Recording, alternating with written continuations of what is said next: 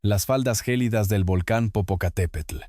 Niebla espesa, metales retorcidos y humo negro devorando el paisaje blanco. Entre las cenizas humeantes del vuelo 524, el cuerpo irreconocible de una joven es rescatado. Tenía apenas 23 años. Era la chorreada, el alma, la inocencia y la lágrima eterna de todo México. Millones lloraron su muerte con una histeria sin precedentes.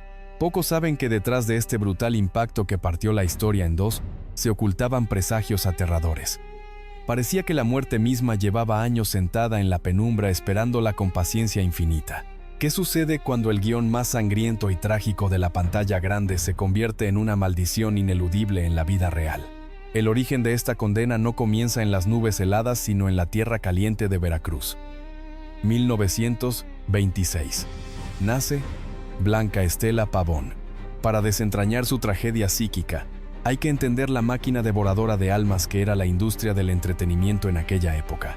Desde muy niña, Blanca fue empujada sin piedad frente a los micrófonos de radio y las lentes de cine. Su talento era innegable, crudo y absolutamente magnético. Pero el arte, cuando es dictado por la necesidad y la ambición ajena, se convierte en un secuestro silencioso. A Blanca Estela le robaron el derecho más básico de cualquier ser humano: la juventud. Nunca fue una adolescente normal. No hubo tiempo para juegos, para la imprudencia o la rebeldía. Su vida fue un interminable y pesado libreto de responsabilidades prematuras. La perfilación clínica de su entorno revela un ecosistema asfixiante. El cine mexicano de la época de oro no buscaba simplemente mujeres hermosas. Buscaba mártires.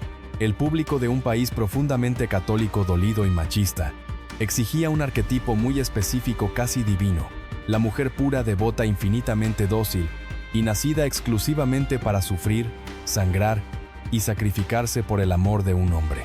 Los grandes estudios encontraron en Blanca el lienzo perfecto para pintar esa tortura. Físicamente poseía los ojos más tristes, profundos y conmovedores de la pantalla. Psicológicamente la doblegaron para encajar a la fuerza en ese asfixiante corce de dolor constante.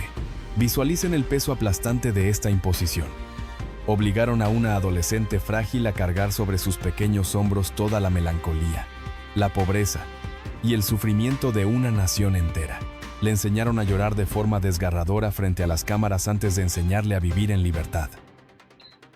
La docilidad extrema que proyectaba no era su verdadera esencia. Era un mecanismo de defensa, la única herramienta de supervivencia que conocía para complacer a los implacables directores y a millones de espectadores hambrientos de drama. Poco a poco, la línea divisoria entre la ficción y su propia mente comenzó a disolverse de manera macabra. Ella no actuaba el dolor, lo encarnaba. Se convirtió en la vasija de cristal donde todo un país depositaba sus propias lágrimas. Pero forzar a una mente joven a habitar constantemente en la tragedia, a respirar el luto ajeno todos los días, tiene un costo radiactivo. La semilla de la fatalidad ya estaba sembrada en lo más profundo de su psique. Mientras el público se enamoraba perdidamente de su vulnerabilidad, ignoraban que esa misma tristeza la estaba devorando viva. El cine la bautizó como la reina absoluta del sufrimiento. El destino, escuchando atentamente desde las sombras, simplemente decidió tomar esa corona de espinas y convertirla en una sentencia de muerte irrevocable. El año 1948 no fue simplemente una temporada exitosa. Fue el inicio de una histeria colectiva. El estreno de Nosotros los Pobres desató un terremoto cultural sin precedentes en la República Mexicana. Los números fríos documentan el delirio. Las filas para entrar a los cines rodeaban manzanas enteras. Las taquillas colapsaban bajo el peso de recaudaciones estratosféricas, rompiendo absolutamente todos los récords de asistencia de la época. Las cintas se mantenían en cartelera durante meses ininterrumpidos. Y en el centro exacto de este huracán de millones de pesos y ovaciones delirantes estaba ella, Blanca Estela, con apenas 22 años. Junto al mítico ídolo Pedro Infante, formó la dupla más legendaria, rentable e icónica en la historia visual de América Latina: Pepe el Toro y Celia la Chorreada. Visualicen la escena en cualquier gran cine del país. La sala inmensa inmersa en la más profunda oscuridad. Cientos de personas con la mirada clavada y la respiración suspendida frente a la pantalla de plata. De pronto los ojos enormes, negros y melancólicos de Blanca se llenan de agua. Suelta un sollozo ahogado y como si fuera una orden hipnótica, la sala entera estalla en un llanto incontrolable. Ella no solo actuaba, ella controlaba el sistema nervioso de toda una nación. El prestigio crítico también se rindió a sus pies. Ganó el codiciado premio Ariel certificando su talento superdotado. Tenía el mundo en sus manos. Dinero, galardones y el amor fanático de un continente que la idolatraba. Pero el destino es un guionista cruel, y la regla del estrellato dicta una condena ineludible. Mientras más incandescente es la luz de los reflectores en el escenario, más denso, negro y gélido es el manto de la muerte que comienza a proyectarse a tus espaldas. Apliquemos el bisturí psicológico a este triunfo espectacular. El éxito desmesurado de Blanca Estela Pavón escondía un patrón profundamente macabro. La brutal realidad es que la industria del entretenimiento y el público la amaban con locura, pero única y exclusivamente cuando la veían sufrir. Su consagración absoluta dependía estrictamente de su dolor. Los libretos la arrastraban sistemáticamente por el fango de la tragedia.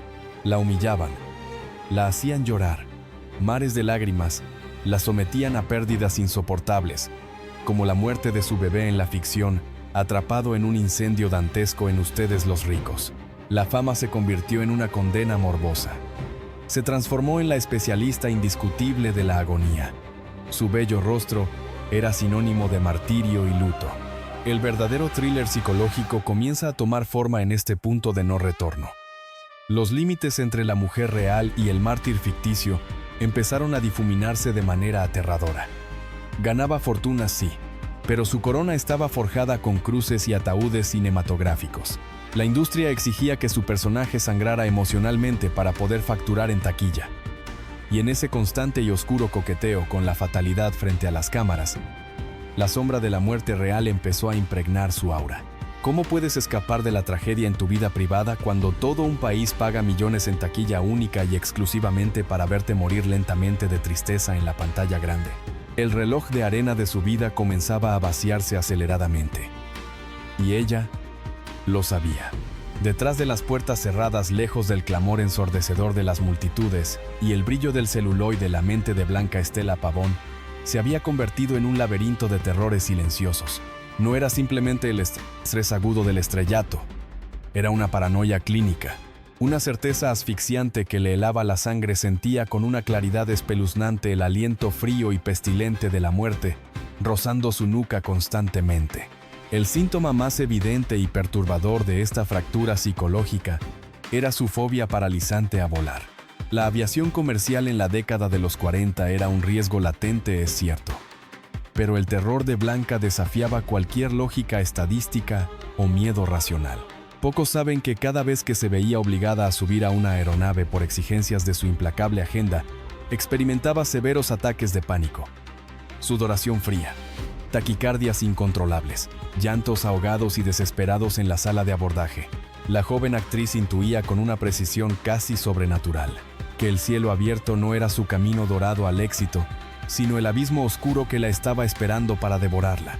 Pero el detalle más escalofriante de este descenso a la locura se esconde en un diálogo no oficial. Una conversación que hoy, a la luz de la tragedia, estremece a cualquier perfilador del comportamiento humano. Diferentes cronistas de la época especulaban en voz baja sobre un encuentro íntimo y sombrío entre Blanca y su eterno compañero de tragedia, Pedro Infante. Se rumoreaba fuertemente que en medio del agotamiento brutal de las filmaciones, la joven de 23 años lo miró fijamente a los ojos con una tristeza insondable. Hay quienes afirman categóricamente que en esa plática clandestina Blanca le confesó su convicción absoluta de que moriría muy pronto, que no llegaría a envejecer, que sentía una sombra pesada e invisible acechando cada uno de sus pasos, marcando sus horas finales. Pedro, intentando disipar el terror, se burló amablemente de sus supersticiones. Ninguno de los dos sabía que estaban redactando en tiempo real el prólogo verbal de una pesadilla histórica. La verdad, sepultada bajo los reflectores, apunta a un desgaste mental irreversible y profundamente doloroso. La industria la obligó a convivir con la muerte en la ficción de forma tan íntima y recurrente que el cerebro de Blanca terminó asimilando la fatalidad como su destino ineludible. El personaje de mártir había infectado y consumido a la mujer real. Su melancolía ya no era una técnica de actuación magistral. Era el terror puro y crudo de un ser humano que escucha el sonido afilado de la guadaña arrastrándose en la oscuridad de su propia habitación. Estaba aterrorizada. Trataba de aferrarse desesperadamente a la vida, pero los contratos, los representantes y las exigencias comerciales de sus giras la empujaban inexorablemente hacia los aeropuertos. Cada paso hacia la escalerilla de un avión era en su mente torturada un paso directo hacia el cadalso. ¿Estaba realmente actuando su inmensa tristeza en aquellas películas inolvidables, o era simplemente el terror silencioso de una mujer que sentía la mirada de la muerte clavada en su espalda cada vez que las cámaras se apagaban? 26 de septiembre, 1949. El día exacto en que la pesadilla psicológica se hizo carne, metal y fuego. Blanca Estela Pavón no debía estar en ese avión. Su instinto primitivo de supervivencia le gritaba desde las entrañas que no abordara. Tenía un terror irracional y paralizante a volar. Sin embargo, la presión asfixiante de su apretada agenda, los compromisos ineludibles con los productores y la desesperada prisa por regresar a la capital la obligaron a ignorar el pánico. Subió las escalerillas del vuelo 524 temblando. Un frágil bimotor Douglas DC-3 de Mexicana de Aviación. Visualicen el interior gélido de la cabina. El terror absoluto de la joven de 23 años sentada en la penumbra clavando las uñas en los reposabrazos, mientras los motores rugen y la aeronave despega hacia la fatalidad. A medida que se acercan al majestuoso y letal volcán Popocatépetl, el clima se transforma violentamente en un monstruo desatado. Una tormenta de nieve brutal envuelve la nave. Cero visibilidad. Las corrientes de aire sacuden la pequeña estructura de metal como si fuera un insignificante juguete de papel lanzado al abismo. El pánico en los enormes ojos negros de Blanca ya no es actuación. Ya no hay libretos. Es el pánico puro, crudo y animal de quien sabe con certeza matemática que está a punto de ser ejecutada. 13 horas con 30 minutos. El reloj del mundo se detiene para siempre. El bimotor, atrapado en el vórtice de la tormenta, no logra ganar la altitud necesaria para cruzar el macizo.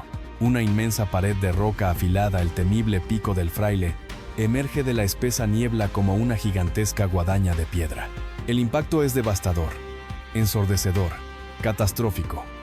En una fracción de segundo el fuselaje se retuerce, estalla en llamas devoradoras y tiñe la nieve virgen de un escarlata intenso. No hubo tiempo para una última lágrima cinematográfica ni para una despedida romántica. Los gritos agónicos de la actriz fueron tragados violentamente por el viento helado y el rugido del fuego. La mujer que había conmovido a todo un país con su fragilidad fue destrozada sin piedad por la inmensa brutalidad de la montaña. La muerte la había reclamado. Aquí es donde el luto se transforma en una experiencia sociopática a escala nacional. La recuperación de sus restos calcinados en la ladera del volcán desató la locura colectiva más grande jamás registrada en la historia moderna de México. Visualicen el funeral. Más de 100,000 almas abarrotando las calles histéricas, empujándose, aplastándose para intentar tocar el ataúd. El clímax emocional de la jornada lo protagonizó Pedro Infante. El ídolo inquebrantable de México se derrumbó por completo. Lloró desconsoladamente frente al féretro destruido por la culpa y el dolor mientras los fotógrafos disparaban sus flashes sin piedad, alimentándose como buitres de sus lágrimas. Pero la verdadera crueldad, el aspecto más repulsivo y oscuro de esta masiva exhibición de luto, radica en un detalle psicológico que la historia oficial siempre ha intentado censurar. La cruda realidad es que la industria del entretenimiento, la prensa amarillista y esa inmensa multitud enardecida no estaban llorando verdaderamente la trágica y dolorosa pérdida de una joven real de 23 años llamada Blanca Estela. Estaban embriagados de morbo. Estaban celebrando de manera perversa e inconsciente el desenlace perfecto de su propia película. Convirtieron el funeral de la muchacha en el estreno cinematográfico más grande y espectacular del siglo. Un gigantesco melodrama al aire libre. La prensa redactó titulares bañados en sangre y poesía barata. El dolor fue empacado, vendido y consumido vorazmente por un país que exigía que sus ídolos sufrieran hasta las últimas consecuencias. A nadie le importaron verdaderamente sus ataques de pánico, su asfixiante fobia a volar, ni la despiadada presión comercial que la empujó violentamente a abordar ese avión de la muerte. La sociedad exigía una mártir perfecta para adorarla eternamente, y la fatalidad aérea les entregó en bandeja de plata exactamente lo que su morbo colectivo necesitaba: la hiperromantización de su deceso prematuro Fue el acto de canibalismo mediático más brutal de la época.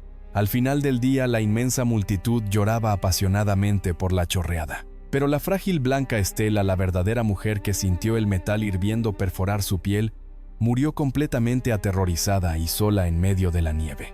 El eco de esta tragedia no se silenció en la nieve. 8 años más tarde, la oscura maldición exigió su pago definitivo. 1957. El inquebrantable Pedro Infante, el mismo hombre que lloró desconsolado sobre su ataúd y se burló amablemente de sus premoniciones, pereció en un dantesco accidente aéreo. Mismo terror, mismo fuego, misma fatalidad, como si el alma en pena de Blanca Estela, atrapada en su dolor eterno, lo hubiera arrastrado al abismo para completar en el infierno el libreto trágico que nunca terminaron de filmar. Blanca quedó congelada en el tiempo. Jamás envejeció. El cine mexicano la hizo inmortal frente a las cámaras, pero la vida real le cobró esa eternidad, obligándola a pagar de contado con su propia sangre. Su expediente biográfico es en el fondo la autopsia de un cruel sacrificio humano disfrazado de arte cinematográfico. Fue la muchacha que cargó pacientemente con las lágrimas de toda una nación, para terminar muriendo aterrorizada, destrozada por la montaña y devorada por la voracidad de una industria que nunca le permitió el simple derecho a vivir en paz.